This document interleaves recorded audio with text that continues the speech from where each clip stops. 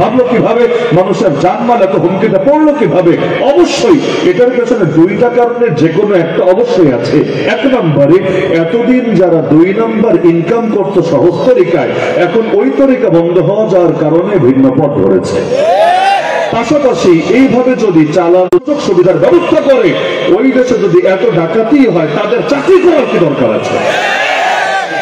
দেখা যাচ্ছে রমজানের হাদিস থেকেও বুঝে আসে যে সমাজটারে ভালো বানাতে চাইলে ওই জিন শয়তান গুলোকে আল্লাহ মাসে বন্দি করেই রাখে, কিন্তু মানুষ শয়তান যেগুলো আছে এর মধ্যে যেগুলো বেশি বাড়াবাড়ি করে ওইগুলোরও শুধু রমজান মাস বলেই কথা না, সমাজটারে নিয়ন্ত্রণ করতে চাইলে এগুলোরও বন্দি করে রাখা লাগে। এই সরকারের সবচেয়ে বড় ব্যর্থতা, যেই হারে সংস্কারের কথা বলে ওই হারে অপরাধীদের বিচার করে না। এমনকি অধিকাংশদের তো আইনের আওতায় আনে না। কেন আনে না এর ব্যাখ্যা তারাই ভালো জানে। কেন অনেকের ক্যান্টনমেন্টও লুকিয়ে নিরাপদে পার করিয়ে দিয়েছে, এগুলোর ব্যাখ্যা তারাই ভালো জানে। কিন্তু যদি তারা সুফিদাতে শায়াতিন ওয়া মারাদাতুল জিন রমজানের এই হাদিস থেকে শিক্ষাটা নিত, তাহলে এই দেশটারে সোনার দেশ, নিরাপদ দেশ, মানুষের জানমালের নিরাপত্তা দিতে হলে অন্তত এই দুষ্ট শয়তানগুলোরা বন্দী করে ওদেরকে ধীরে ধীরে তারবিয়াত করে করে মানুষ বানানোর চেষ্টা করত। এমনকি এখনো যাদেরকে বন্দী করে রেখেছে ওদেরকে ভালো বানানোর জন্য এরা কি চেষ্টাটা করেছে, দরকার ছিল প্রতিটা কারাগারকে এক একটা খানকা শরীফে পরিণত করা হবে। কারাগারের উপরে লেখা থাকে, রাখিব নিরাপদ, দেখাবো আলোর পথ। এমন আলোর পথ দেখানো দেখায়, চোর গেলে মাশাআল্লাহ ডাকাত হয়ে বের হয়, ডাকাত গেলে খুনি হয়ে বের হয়। এইটা নাকি আলোর পথ রে ভাই, এটা আবার কোন জগতের আলো? হ্যাঁ, এখন আলোর পথ দেখাবে কিভাবে? তো ওদের নিজেদের আলোর পথ জানা আছে, চেনা আছে। আলোর পথ চেনে ওলামায়ে কেরাম, আলোর পথ চেনে আউলিয়া ইসলাম, আলোর পথ চেনে আল্লাহ নেককার বান্দারা, বুজুর্গ বান্দারা। তাদেরকে নিয়ে নিয়ে তারবিয়াতের ব্যবস্থা করা দরকার ছিল না? আরে কিসের ব্যবস্থা করবে? জেলখানে জুমার নামাজের ব্যবস্থাটাও পর্যন্ত রাখে না, যে অন্তত এই দিন সবাই এসে একটু শোনো। আচ্ছা, ওইটা নয়তো বাদই দিলাম, ওই ইখতিলাফে আমি না গেলাম যে কারাগারের মধ্যে জুমার কি মাসালা, ওইটা বাদই দেন। তাহলে মাঝে মাঝে আলেম ওলামাকে নিয়ে ওদেরকে মানসিক তারবিয়াত দেওয়ার ব্যবস্থা করা যেত নাকি যেত না? অথচ এই উদ্যোগ নিয়ে কোন আলোচনা ওদের ভেতরে আপনি খুঁজে পাবেন না। ওরা তো ব্যস্ত নবীরা গালি দেওয়া নিয়ে, ওরা তো ব্যস্ত হুজুরদের 14 গোষ্ঠী উদ্ধার করা নিয়ে। এই যে এত সংস্কারের কথা বলে, আরে এত কিছু নিশ্চিত করার চেষ্টা করে। দেশ নতুন ভাবে গঠিত হতে যাচ্ছে, 6টা মাস পার হয়ে গেল, এখনো কোন আলেমের মামলা সরানো হয়েছে? ভৈরবের আলেমদের কাছে খোঁজ নেন, ব্রাহ্মণবাড়ি আলেমদের কাছে খোঁজ নেন, মামলা তো এখানের আলেমদের কম নাই। এক ব্রাহ্মণবাড়িয়া যে হারে মামলা খেয়ে বসে আছে, কার মামলা স্মরণ হয়েছে বলেন? অথচ মামলাগুলো চালাতে যে হুজুরদের কিভাবে তাদের যাতনা হচ্ছে, তাদের ভোগান্তি হচ্ছে, এই খবর কে না জানে? হুজুরদের মাসিক ইনকাম কত? আপনি বলেন, এক একজনের মাসিক ইনকাম কত? তার মধ্যে ইনকাম কত, এর চাইতে বড় প্রশ্ন বাকি কত? কয় মাসের বাকি আছে? এর মধ্যে দেশে দ্রব্যমূল্যের এখন অবস্থা কি, কোন পর্যায়ে যাচ্ছে? এই যে রমাদান আসছে, দাম তো কমে গেছে, তাই না? দাম কমেছে না? কোন জিনিসের কমেছে বললে বলেন? প্রত্যেক বছর রমজান আসার আগে জিনিসপত্রের দাম হুড়হুড় করে বাড়তে থাকে। এই অবস্থায় নিজের মামলার ঘানি টানতে কি হারে ভোগান্তি হয়, কি হারে পেরেশানি হয় জানা আছে? তো রাজনীতি করলে, বড় বড় দল করলে মামলা মুহূর্তে উধাও হয়ে যাবে, আর হুজুর হয়ে এমন পাপ করে ফেলেছে না, সবাই বলবে এগুলো ফ্যাসিবাদের আমলের মামলা, এগুলো জুলুমের মামলা, ভোগান্তির মামলা। কিন্তু তাদের পাশে কেউ দাঁড়াবে না, তাদের জন্য কেউ কাজ করবে না। এর চাইতে বড় ভণ্ডামি তো কিছু হতে পারে বলে আমি মনেই করি না। পুলিশের ইউনিফর্ম পাল্টাবে, র্যাবের ইউনিফর্ম পাল্টাবে, পুলিশের লোগো পাল্টাবে, লোগোর ভেতরে নৌকা আছে।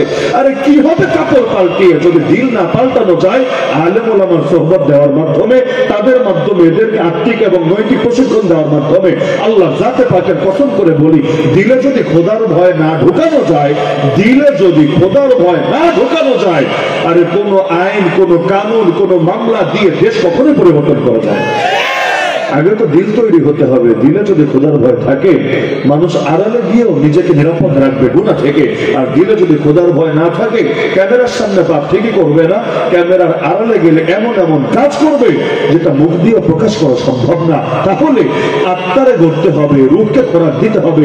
আর রমজান এসেছেই লাআল্লাকুম তাত্তাকুন, যাতে বান্দারা মুত্তাকি হতে পারে, সেই বার্তা নিয়ে, সেই মিশন নিয়ে। রমজানের রোজাকে আল্লাহ কেন ফরজ করেছেন?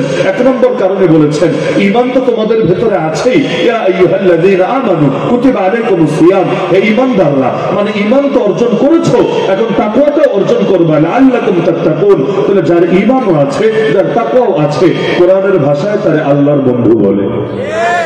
আল্লাহর বন্ধু হতে চাইলে যোগ্যতা কয়টা লাগে? দুইটা। এক নম্বর যোগ্যতার নাম ঈমানের যোগ্যতা। আছেন আলহামদুলিল্লাহ? কম থাকুক বেশি থাকুক আছে আলহামদুলিল্লাহ। তাকওয়ায় ঘাটতি আছে। তাকওয়া মানে আল্লাহকে ভয় করে গুনাহ ছাড়ার যোগ্যতা অর্জন করা। হ্যাঁ, আল্লাহকে ভয় করে, বাপরে ভয় করে, মাকে ভয় করে, পুলিশকে ভয় করে, ক্যামেরাকে ভয় করে গুনাহ ছাড়ার নাম তাকওয়া না। আল্লাহর ভয় অন্তরে এমন ভাবে আসবে, मैं जहां भी रहो जिस फिजा में रहो मेरा तकवा हमेशा सलामत रहे। আমাদের গোপন জীবন সুন্দর হবে, প্রকাশ্য জীবন সুন্দর হবে। ইন্নাল্লাহ ইয়া'মুরু বিল আদলি ওয়াল ইহসান। এর একটা তাফসীর হলো এটা, আদল মানে হলো বাহিরও যেমন ভেতরও তেমন, বাইরেও ভালো ভেতরও ভালো। ইহসান মানে হলো একটা ব্যাখ্যা যে বাহির যতটা ভালো ভেতর তার চাইতেও বেশি ভালো। মানুষ আপনারা যত সাধু মনে করে আপনি এর চাইতেও বেশি সাধু। আমার নবী দোয়া করতেন আল্লাহর কাছে, আল্লাহুম্মা জাআল সারিরাতি খায়রাম মিন আলানিয়াতি ওয়াজআল আলানিয়াতি সালিহা। আরে কি দোয়া! নবী বলতেন, হে আল্লাহ, আমার ভেতরটাকে আমার বাহিরের চাইতে আরো উত্তম বানায় দেন, আর আমার বাহিরটাকেও পারফেক্ট বানায় দেন, নেককার বানায় দেন।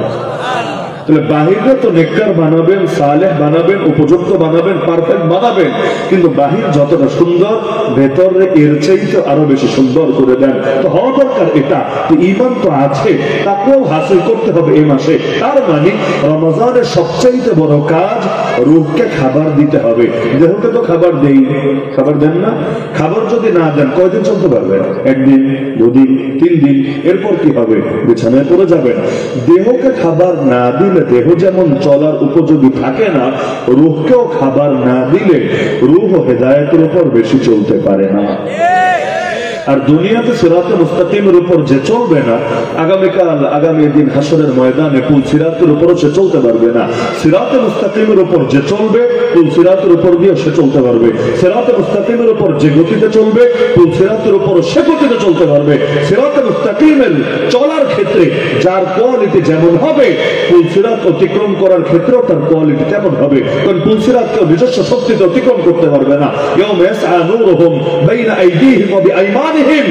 আরে সেদিন সামনে দিয়েও নূর ছুটতে থাকবে, ডান দিক দিয়েও নূর ছুটতে থাকবে। অনেক মুফাসসিরের মতে সামনে দিয়ে ছুটবে ঈমানের নূর, ডান দিক দিয়ে ছুটবে নেক আমলের নূর। ওই যার নূর যেমন হবে তার চলার গতি তেমন হবে। কেউ আগাবে বিজলির গতিতে, কেউ আগাবে দ্রুতগামী ঘোড়ার গতিতে, কেউ আগাবে ল্যাংড়া মানুষের মতো করে। এই পার্থক্য কেন? কারণ তাদের নূরের মধ্যে ভিন্নতা থাকবে। তো এই রমজান এসেছে রূহকে বেশি করে খাবার দেওয়ার ব্যবস্থা করার জন্য। বলবেন রূহের খাবার কই আছে? ভৈরবে আছে না কালিকা প্রসাদে আছে, কিশোরগঞ্জে আছে না কুলিয়ারচরে না বাজিতপুরে? কই আছে? রূহের খাবার নাই দুনিয়ার কোথাও। রূহের খাবার আছে ঊর্ধ্ব জগতে। দেহকে বানিয়েছেন মাটি দিয়ে, তাই মাটির জগতে আর খাবার মেলে, কিন্তু রূহকে আল্লাহ মাটি দিয়ে বানান নাই। নাকি আপনাদের রূহকে মাটি দিয়ে বানিয়েছেন? মাটি দিয়ে বানান নাই, তাহলে কি দিয়ে বানিয়েছেন? ইট দিয়েও না, রড দিয়েও না, সিমেন্ট দিয়েও না, বালু দিয়েও না, বানিয়েছেন কি দিয়ে? কি দিয়ে যে বানিয়েছেন এটা এক আল্লাহ ছাড়া কেউ জানে না। বিজ্ঞানীরাও তো বলতে পারবে না, আন্দাজের উপর ঢিল মারার চেষ্টা করবে, কিন্তু রূহ যে কিসের তৈরি, এটা যে কি জিনিস, এর হাকিকত যে কি আল্লাহ ভালো জানেন। কিন্তু এটা নিশ্চিত এই জগতের কোন উপাদান দিয়ে আল্লাহ রূহকে বানান নাই, ঊর্ধ্ব জগতের উপাদান দিয়ে বানিয়েছেন। এজন্য জমিন থেকে ফেরেশতার মাধ্যমে মাটি নিয়েছেন, ওই মাটির সঙ্গে পানি মিশানো হয়েছে, কাদামাটি হয়েছে, সেই কাদামাটিকে খামিরার মতো বানানো হয়েছে, এরপর খামিরা দিয়ে আমাদের দেহ বানানো হয়েছে। এরপর আল্লাহ বলেন ওয়ানাফাখতু ফীহি মির রূহি, আমি রূহ ফুঁকে দিয়েছি, ফু দিয়ে ঢুকিয়ে দিয়েছি বান্দার সেই দেহের ভেতরে। দেহ বানিয়েছেন মাটি দিয়ে, মিনহা খালাকনাকুম ওয়া ফীহা নুঈদুকুম ওয়া মিনহা নুখরিজুকুম তারাতান উখরা। কিন্তু রূহ বানিয়েছেন ঊর্ধ্ব জগতের কোন উপাদান দিয়ে। এখন যেহেতু বানিয়েছেন ওই জগতের উপাদান দিয়ে, এর খাবারও ওই জগতেই আছে। বাংলাদেশের মানুষ ভাত খেয়ে অভ্যস্ত, কিন্তু চীনের মানুষ, জাপানের মানুষ, তুরস্কের মানুষ এখন মনে করেন আফগানিস্তানের বড় হুজুররা দাওয়াত দিয়ে আনলেন কালিকা প্রসাদের মাহফিলে। ভাবলেন দেশের হুজুর তো বহুত আসলো, তাহলে এক কাজ করি, এবার আমিরুল মুমিনিনদের দাওয়াত দিয়ে নিয়ে আসে আগামীর মাহফিলে, উদাহরণ হিসাবে আর কি। এখন দাওয়াত দিলেন, শাইখুল হাদিস শাইখুল তাফসীর হেবাতুল্লাহ আখুনজাদা হাফিজাহুল্লাহ আখরি বয়ান করবেন। তো আনলে তো মেহমানদারি করবেন, স্বাভাবিক কথা। এখন খাওয়াতে বসালেন, বসানোর পরে বাংলাদেশের যত ঐতিহ্যবাহী খাবার আছে একদম বিশেষ থেকে শুরু করে সবকিছু আপনি দিলেন, ভাতের সাথে মাসকালের ডাইলও খাওয়াইলেন, বহুত আইটেমের রেসিপি খাওয়ালেন, কিন্তু লাস্টে গিয়ে দেখবেন যে হুজুর হয়তো তার মজা লাগছে না, তিনি খেতে পারছেন না, বা লাইনে ডাইরেক্ট হয়ে গেছে, মানে হজমে ঝামেলা হচ্ছে। কেন? এই খাবার অভ্যস্ত না। আপনি চিন্তা করবেন, এত ঐতিহ্যবাহী খাবার খাওয়ালাম, এত দামি দামি আইটেম খাওয়ালাম, কিন্তু হুজুরের মনই পাই না। কাহিনী কি? আবার হুজুরের পেটেও ঠিকভাবে হজম টজম হচ্ছে না, ঝামেলা হচ্ছে। কাহিনী কি? কাহিনী হলো উনি আফগান দেশের মানুষ আর আপনি বাংলাদেশের মানুষ, খাবার আলাদা, সুতরাং খাবারের রুচিটাও আলাদা, চাহিদাটাও আলাদা, প্রত্যেকের অভ্যস্ততা আলাদা। চীনের লোকরা তো তেলাপোকা খায়ও থাকতে পারে, কিন্তু আপনার তেলাপোকা ইঁদুর টিকটিকে ভাজি করে দিলে আপনার কেমন লাগবে? খেতে তো পারবেনই না, দেখলে ওয়াক করে বমি চলে আসবে, স্বাভাবিক ব্যাপার। তো যে যে জায়গার মানুষ সেই জায়গার খাবারে অভ্যস্ত। রূহ যেহেতু এই দুনিয়ার না, এই জগতের উপাদান দিয়ে তৈরি না, সুতরাং এই জগতের খাবার এটা রূহের সাথে ম্যাচ করে না। রূহকে খাওয়াতে হয় ঊর্ধ্ব জগতের খাবার। কিভাবে খাওয়াবেন? দুইটা মাধ্যম ছিল। এক মাধ্যম হলো যে আপনি ওই মেরাজে গিয়ে নামায় নিয়ে আসবেন, বোরাক আসবে, বোরাকের পিঠে চড়বেন, আসমানে যাবেন, খাবার নামিয়ে নিয়ে আসবেন। কিন্তু বুঝতে পারছেন এটা ইম্পসিবল, সম্ভব না। দ্বিতীয় মাধ্যম হলো আসমানের সঙ্গে এমন তার লাগাবেন বা এমন নেটওয়ার্কের স্পিড দিবেন, 4G 5G না, এমন স্পিড, নিচ থেকে টান মারবেন, ডাউনলোড বাটনে চাপ দিবেন, আসমান থেকে হর হর হর হর করে নেমে আসবে। কিন্তু বুঝতে পারছেন এইটা সম্ভব না। তাহলে ওই আসমান থেকে রূহের খাদ্য নামিয়ে আনার উপায় কি? সেই উপায়ের নামই হলো ইবাদত। ইবাদতের কাজ কি? যখনই ইবাদতে রত হবেন, কথাগুলো কান দিয়ে না মাথা দিয়ে বোঝেন, যখনই ইবাদতে রত হবেন তখনই রূহের সঙ্গে ঊর্ধ্ব জগতের ডাইরেক্ট কানেকশন হয়ে যাবে। কানেকশন হতে দেরি, উপর থেকে চার্জিং হতে দেরি হবে না, খাবার নামতে দেরি হবে না। এই খাবার এমন খাবার যেটা চোখ দিয়ে দেখা যায় না, কান দিয়ে শোনা যায় না, হাত দিয়ে ধরা যায় না, কিন্তু রূহের মধ্যে ঠিকই পৌঁছে যায়। বলবেন দলিল কি? আমার নবীর জামানার একটা দলিল দেখলেই তো বুঝে আসে। আল্লাহ রাসূল সওমে উসাল করতেন কখনো কখনো। সওমে উসাল মানে কি? দিনেও খেতেন না, রাতেও খেতেন না। দিনেও না খাও, রাতেও না খাও। আমরা দিনে না খেলেও রাতে খাই, নাকি রমজান রাতেও খান না? দিনেও খায় না, রাতেও খায় না, সাহারি না, ইফতার নেই, কিছু নাই, শুধু না খাওয়া না খাওয়া রেখেই যাচ্ছে রেখেই যাচ্ছে। সাহাবীরা অনুমতি চেয়েছিলেন, ইয়া রাসূলুল্লাহ আমরাও চাই আপনার মতো করে এমন রোজা রাখতে। নবী বলেছেন খবরদার, একজন রাখবি না, খবরদার। আইয়ুকুম মিথলি, তোদের কে আছে বেটা আমার মতো? কেমন? আবিতু ইনদা রাব্বি ইউতাইমুনি ওয়া ইয়াসকিনি। এক নূরের কিতাব পড়লেও দেখবেন এটা আছে যে আমি আমার রবের সঙ্গে রাত কাটায় দেই, আমার রবই আমারে খাওয়ায়, আমার রবই আমারে পান করায়। রব আবার কিভাবে খাওয়ায়, কিভাবে পান করে? এমন তো না রাতের বেলা আল্লাহ রাসূল সাল্লাল্লাহু আলাইহি ওয়াসাল্লামের কাছে আসমান থেকে প্লেট নেমে আসে, বড় বড় প্লেট। এরকম প্লেট নামলে কেউ না কেউ দেখতো, অথবা নামতে গিয়ে কারো না কারো মাথায় ঠাসঠুস করে ভারী লাগতো। এমন কোনো ব্যাপার স্যাপার তো নাই। খাবার পৌঁছে কিভাবে, পানি পৌঁছে কিভাবে? আর পানি তো ঘরেই আছে, এটাকে আসমান থেকে নামা লাগে না। এই খাবার সেই খাবার না, এই খাবার পেটের খাবার না, এই খাবার রূহের খাবার। রূহে আল্লাহ এমন খাবার ঢেলে দেয়, এই যে পেট যে ক্ষুধার্ত অনুভূতি থাকে না, বরঞ্চ পেট ভরা থাকলে যতটা ভালো লাগে কাজ করে তার চাইতেও বেশি ভালো লাগা কাজ করে। আমাদের সুফি সাহেবরা অতীতে এগুলো খুব ভালো মতো বুঝিয়ে দিয়েছেন। দেহ হলো একটা আবরণ, একটা পর্দা, রূহের উপর এই পর্দাটা পড়ে থাকে। এই পর্দা যখন হালকা হয় রূহ অনেক দূর পর্যন্ত পৌঁছে যায়। যেমন জাগ্রত অবস্থায় আমি আপনাকে দেখছি, আপনি আমাকে দেখছেন, কিন্তু এখন ঘুমান, দেখবেন স্বপ্নে কই থেকে কই মুহূর্তের মধ্যে চলে গেছেন। হয়তো দেখবেন সকালে ট্রাম্পের সঙ্গে গিয়ে ব্রেকফাস্ট করছেন, দুপুরবেলা জাতির সঙ্গে গিয়ে জাতির উদ্দেশ্যে ভাষণ দিচ্ছেন, আবার সন্ধ্যাবেলা ইলন মাস্কের সাথে মিটিং করছেন। কিভাবে সম্ভব রে ভাই? আপনি তো কালিকা প্রসাদে আপনার রুমে ভাঙ্গা খাটে শুয়ে আছেন, তাহলে আমেরিকা গেলেন কখন? পাসপোর্ট কই পাইলেন? ভিসাই কবে লাগালেন? কোন বিমানে চড়ে গেলেন? না, রূহের শক্তি বিমানের শক্তির চাইতে বেশি, রকেটের শক্তির চাইতে বেশি, আলোর শক্তির চাইতেও বেশি দ্রুত এক মুহূর্তের মধ্যে পৌঁছে যেতে পারে। এমনকি কখনো জান্নাতে পর্যন্ত গিয়ে ঘুরে আসে না? বিশেষ করে আমার কাছে মনে হয় দুনিয়ার সবচাইতে সুন্দরতম একটা দৃশ্য হলো, কারো ভিন্নমত থাকতে পারে, আমার কাছে মনে হয় দুনিয়ার সবচাইতে সুন্দরতম একটা দৃশ্য হলো, যাদের বাসায় ছোট বাচ্চা আছে তারা বুঝবেন, যখন ঘুমিয়ে থাকে ঘুমের মধ্যে হে হে করে মাঝে মাঝে আয় রে হাসি, কি ভুবন জোড়ানো হাসি, মনে হয় যেন অলিম্পিক জিতে গেছে, মনে হয় যেন বিশাল কিছু অর্জন করে ফেলেছে, এবার সরকার গঠন করার সব ব্যবস্থা চূড়ান্ত হয়েছে। এই যে হাসিটা দেয় না অনেক সময়, নাকি আপনাদের বাসার বাচ্চারা দেয় না? এমন একটা দৃশ্য, আগে বলেছে বাচ্চায় বাচ্চা না থাকলে বুঝবেন না।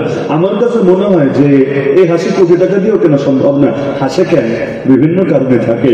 কখনো কখনো তাদের রূপ চলে যায় রবের জান্নাতে, গিয়ে ঘুরতে থাকে, গিয়ে উঠতে থাকে, আর দিলের মধ্যে অনেক ব্যাপার স্যাপার থাকে।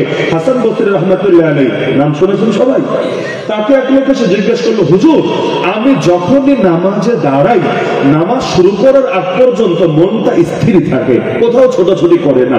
আবার আসসালামু আলাইকুম রহমতুল্লাহ বলে নামাজ যখন শেষ করি তখনও মনটা স্থির থাকে, কোনো ছোটাছুটি করে না। কিন্তু মাঝখানে আল্লাহু আকবার থেকে নিয়ে আসসালামু আলাইকুম রহমতুল্লাহ পর্যন্ত কই কই যে যায় মাথাই ধরে না। হাতে ঘাটে মাঠে খালি ঘুরতেই থাকে, একবার টান মারলে আবার যায় ভেগে। এগুলো আপনাদের হয় না তো, তাই না? সবারটাই হয়। এই যে নামাজের আগে ওই স্থির, নামাজের পরে ওই স্থির, মাঝখানে অস্থির, কাহিনীটা কি? এটার ব্যাপারে আমার একটু সমাধান দেন তো। হাসান বসরি রহমতুল্লাহর কাছে জিজ্ঞেস করলেন। আমাদেরকেও লোকে জিজ্ঞাসা করে, আমরা সমাধান দিই আমাদের মতো করে। এখন ব্যক্তি যত বড় হয় তার কথাও তত শানদার হয়। কালামুল মুলুকি মুলুকুল কালামি, কালামুল মুলুকি মুলুকুল কালামি। তিনি বললেন, আরে নামাজ হলো রবের পক্ষ থেকে একটা আলো। আপনি রাস্তা দিয়ে হেঁটে যাচ্ছেন, হঠাৎ দেখলেন এক জায়গায় কি জানি মনে হচ্ছে, আলো ফেলেন, ব্যাস বুঝে ফেলবেন এখানে কি রশি নাকি সাপ নাকি ভিন্ন কিছু নাকি ব্যান। আলো ফেলেন আগ পর্যন্ত বুঝতে পারবেন না। তিনি বললেন, নামাজ হলো একটা আলো। আল্লাহ মুমিন বান্দার কলবের উপরে আলোটা ফেলেন। বান্দা যখনই নামাজে দাঁড়ায় আল্লাহ আলোটা ফেলেন, আল্লাহ দেখিয়ে দেয়, দেখ বান্দা তোর কলবের মধ্যে কি আছে। কলবের মধ্যে যদি আল্লাহ থাকে, জান্নাত থাকে, আখিরাত থাকে, হাসর থাকে, নসব থাকে, তাহলে নামাজে দাঁড়ানো এগুলোই চোখের সামনে ভেসে ওঠে। আর কলবের মধ্যে দোকান থাকে, রাজনীতি থাকে, ধান্দাবাজি থাকে, দুনিয়া থাকে, নারী থাকে, গাড়ি থাকে, বাড়ি থাকে, নামাজে দাঁড়ানো এগুলোই ভেসে ওঠে। যার কারণে তিনি বুঝিয়ে দিলেন, দিল থেকে দুনিয়া বের করো, গান থেকে বের করো, নামাজে দাঁড়ালেও আল্লাহ ভেসে উঠবে। পরবর্তীতে আমি দুইটা হাদিসের সঙ্গে মিলালাম, দেখলাম না হাসান বসরি রহমতুল্লাহ এই বক্তব্যের চাইতে পারফেক্ট কোন বক্তব্য হতেই পারে না। বাস্তবতা এটাই, সুফিরা অনেক সময় কোরআন এবং সুন্নাহর কিছু বিষয় এত ভালো বোঝে, এটা সাধারণ মুফতিরা, মুহাদ্দিসরা, সাধারণ কোন হুজুররা বলতে সক্ষম হবে না। আল্লাহ তাআলা তাদের সামনে এমন ভাবে স্পষ্ট করে দেয়। আমি দুইটা হাদিসের সাথে মিলালাম। এক হাদিস হলো, আল ইহসান আন তা'বুদাল্লাহ কাআন্নাকা তারা, ইবাদত করবা এমন ভাবে মাকামে মুশাহাদার সাথে, মানে যেন তুমি আল্লাহকে দেখতে পাচ্ছ নিজ চোখে। আল্লাহরে এবার দেখবে কিভাবে? এই চোখ দিয়ে দুনিয়াতে জাগ্রত অবস্থায় আল্লাহকে দেখা সম্ভব না, কিন্তু এই চোখ দিয়ে সম্ভব, যেটাকে বলে অনুভব করা। যেন আল্লাহকে অনুভব করছো, আল্লাহকে উপলব্ধি করছো। দিলে যদি আল্লাহ থাকে, নামাজে দাঁড়ালেও আল্লাহ ভেসে উঠবে। এটা তো এই হাদিসের আলোকে বুঝে আসে। অন্য হাদিসে আছে, 2 নম্বর হাদিস, আল্লাহ রাসূল একদিন নামাজে দাঁড়ালেন, নামাজের ভেতর ইমামতি করছিলেন, হঠাৎ করে হাত বাড়িয়ে কি যেন ধরতে চাইলেন। সাহাবীরা অবাক, পেছনে যারা আছে তারা তো টের পান নাই, সামনের দিকে যারা আছে তারা অবাক। নামাজের মধ্যে আল্লাহ রাসূল এভাবে কি ধরতে চাচ্ছেন? নামাজ শেষে নবীজি নিজে ব্যাখ্যা দিলেন, আমি যখন নামাজে দাঁড়ালাম আমার চোখের সামনে জান্নাত তুলে ধরা হয়েছে। আমি হাত বাড়িয়েছিলাম জান্নাতের এক ঠোকরা ফল ছিঁড়ে রাখবো তোমাদের জন্য। তোমরা দেখলা দুনিয়াতে বসে জান্নাতের ফল দেখতে কেমন, খেতে কেমন, স্বাদ নিতে কেমন, আলাদা মজা। কিন্তু পরবর্তীতে মনে হলো এটা দুনিয়া, জান্নাতেরটা জান্নাতে গিয়ে খাবা, জান্নাতে গিয়ে দেখবা, তাই আমি ছিঁড়ে রাখলাম না। পরবর্তীতে চিন্তা করলাম, আসলেই তো নবী নামাজে দাঁড়ালেও তার চোখের সামনে জান্নাত ভেসে ওঠে, আপনি নামাজে দাঁড়ালে চোখের সামনে মিস জান্নাত বেগম ভেসে ওঠে। পার্থক্য কোথায়? পার্থক্য তো দিলে। কারো দিলে জান্নাত আছে, ওই জান্নাত তার সামনে ওইটাই ভেসে ওঠে। কারো দিলে আছে দুনিয়া, তার সামনে ওইটাই ভেসে ওঠে। দিলের মধ্যে যা থাকবে নামাজে দাঁড়ালেও তাই আসবে। আল্লাহ তাআলা সেই রুহানি খাবার দেন এই রোজার মাধ্যমে। তো যার কারণে এই যে রোজা রমজানের দিনে লম্বা একটা ইবাদত হয়। রোজা যত লম্বা ইবাদত, সাধারণত এত লম্বা ইবাদত আমরা করতে পারি না। নামাজ কতক্ষণ করতে পারবে না? আধা ঘন্টা, 1 ঘন্টা, 1.5 ঘন্টা, 2 ঘন্টা, এর চাইতে বেশি তো পারি না। এর মধ্যে তারাবি একটু লম্বা হয়ে গেলে মাথা গরম হয়ে যায়, টেম্পারেচার হট হয়ে যায়। হুজুর কি শুরু করলেন? পাশের মসজিদে 10:30টায় শেষ হয়, আপনার 11:45 বেজে যায়। আরে হাফেজ সাহেবরা যে ঝামেলায় থাকে রমজানে, আমরা লম্বা টাইম তারাবি পড়িয়েছি তো অভিজ্ঞতা আছে আর কি। যে ঝামেলায় থাকে যে আল্লাহরে খুশি করবে না বান্দারে খুশি করবে, আল্লাহরে খুশি করতে গেলে বান্দা বেজার, বান্দারে খুশি করতে গেলে আল্লাহ নারাজ, দুই কুল একসাথে রক্ষা করা মুশকিল ব্যাপার। তো দেখা যাচ্ছে নামাজ কতক্ষণ পড়া যায়, জিকির কতক্ষণ করা যায়, তেলাওয়াত কতক্ষণ করা যায়, অন্য আমল কতক্ষণ করা যায়, কিন্তু রোজা ওই যে সাহারি খেয়েছেন সুবে সাদিক থেকে শুরু হয়েছে ইফতার পর্যন্ত, সূর্যাস্ত পর্যন্ত পুরা দিন জুড়ে আপনার আমল কিন্তু রানিং আছে, ইবাদত কিন্তু রানিং আছে। ঘুমিয়েছেন সমস্যা নেই, ইবাদত কিন্তু চলছে। আর ওয়াশরুমে আছেন সমস্যা নেই, ইবাদত কিন্তু চলছে। এই যে টানা 12 ঘন্টা থেকে 14, 15, 16 ঘন্টা পর্যন্ত লাগাতার ইবাদত আর ইবাদত আর ইবাদত চলছে।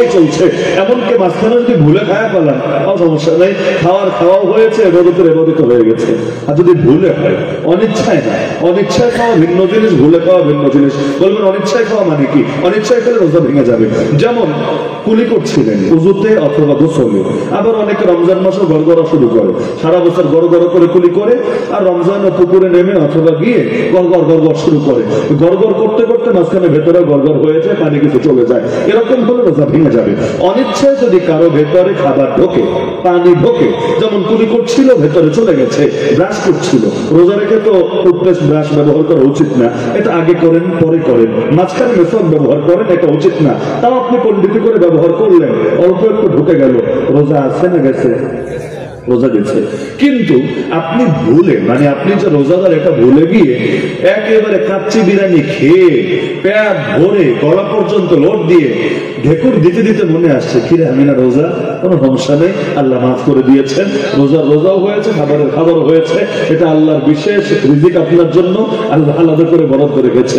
এমনকি মাসালা এটা, কোন মুরব্বীকে যদি রোজা রমজানের দিন খেতে দেখেন, মুরব্বী মানুষ, অসুস্থ মানুষ, যার রোজা রাখতে আসলে কষ্ট হয়, ওই কষ্ট করেই রাখে, আপনি দেখলেন দুপুর বেলা রোজার কথা ভুলে গিয়ে খাওয়া শুরু করেছে, মাঝখানে ডিস্টার্ব দিয়ে না, খাক, ঠান্ডা মাথায় খাওয়া শেষ করুন, বললে পরে বলে কেন তিনি তো ভুলে যাচ্ছেন, ডিস্টার্ব করার দরকারটা কি? হ্যাঁ, এখন আমার মতো কোনো জোয়ান মানুষের যদি দেখেন খাচ্ছে, তাহলে মাঝখানেই বলেন, তবে আবার এমন মাঝখানে বললেন না যে খাবার মাত্র বলার এই পর্যন্ত এসেছে, এখন এমন একটা হুজুর করলেন কি এটা, পরে দেখা গেল না পারছি বের করতে, না পারছি গিলতে, পরে গলায় আটকে মারা গেলাম আমি, এটা আপনার জন্য ঠিক হবে না। কিন্তু খাবারটা নেমেছে, আরেক লোকমা দেওয়ার আগে আপনি ওয়ার্নিং দিয়ে দেন, হুজুর আপনারা রোজাদার, ভুলে গেছেন রোজার কথা, এতে সমস্যার কিছু হবে না। দেখা যাচ্ছে এত লম্বা একটা আমল চলে আমাদের রোজায়। এই লম্বা আমল মানে পুরোটাই আমাদের ডিভাইসটা, রূহ নামক ডিভাইসটা চার্জিং পোর্টে লাগানো আছে।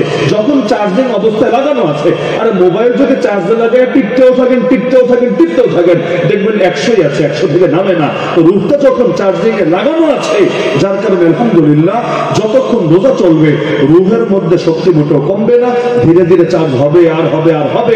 একটা মাস যদি এভাবে দিলটারে চার্জ করা যায়, 1 মাসের শক্তি দিয়ে বাকি 11 মাস আরামসে চলে যাবে। এজন্য একটা কথা মাথায় গেঁথে রাখেন, রমাজান এসেছে শুধু 1 মাস ভালো রাখার জন্য না, রমাজান এসেছে পুরো একটা বছর ভালো রাখার জন্য। যার জীবনের প্রতিটা দিন কাটে রমাদানের মতো, তার মৃত্যুটা হয় আলহামদুলিল্লাহ ঈদের মতো।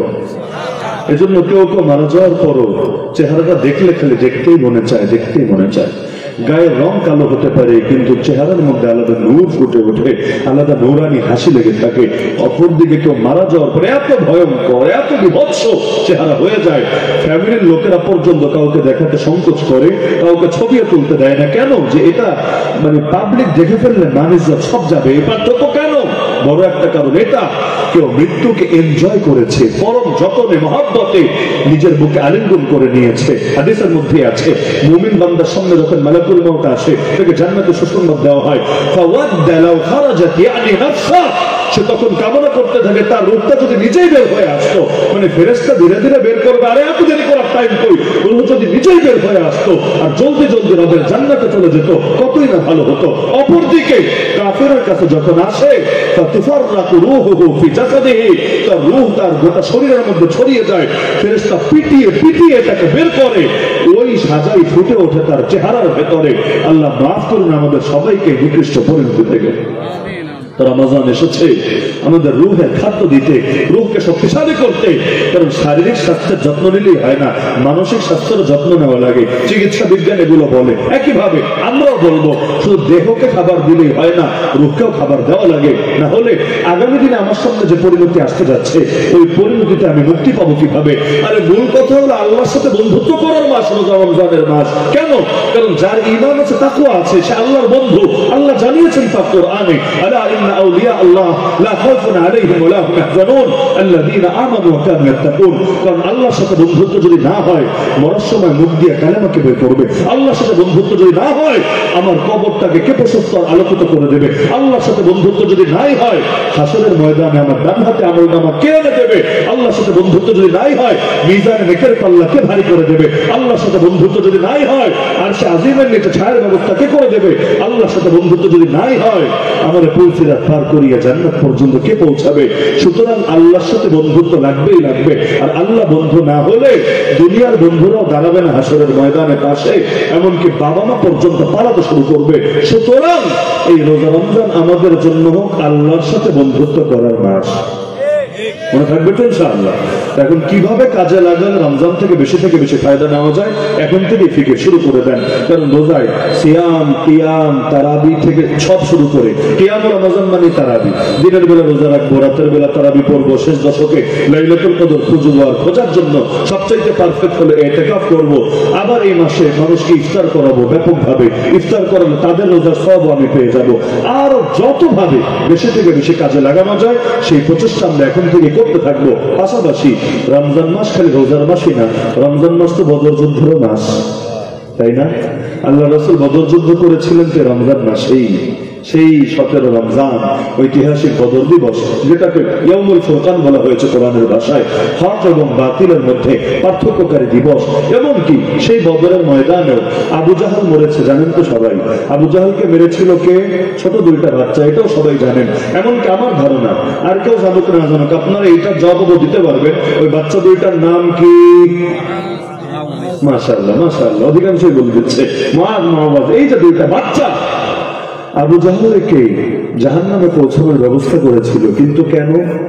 চূড়ান্ত ভাবে তাদের হাতে মরে নাই, একটু কাম বাকি ছিল, প্রাণটা যেতে একটু সময় লাগতো। আব্দুল্লাহ বিন মাসউদ রাদিয়াল্লাহু আনহু লাস্টে গিয়ে কল্লাটা কেটে এনে নবীর সামনে হাজির করেছিল। যদিও সেখানে আরেক নাটকীয় ব্যাপার ঘটে গিয়েছিল। আব্দুল্লাহ বিন মাসউদ নবীর পক্ষ থেকে গেলেন, কল্লা কেটে এনে নবীকে দেখাবেন, ইয়া রাসূলুল্লাহ দুশমন শেষ। কিন্তু কল্লা কাটতে গিয়েছে, আবু জাহল বলে, ভাতিজা কাটবা কাটো, কিন্তু উপর দিয়া না কেটে নিচ দিয়া কাটো। আলাউদ্দিন আইএমসি মিডিয়া, কুরআন হাদিসের কথা বলে।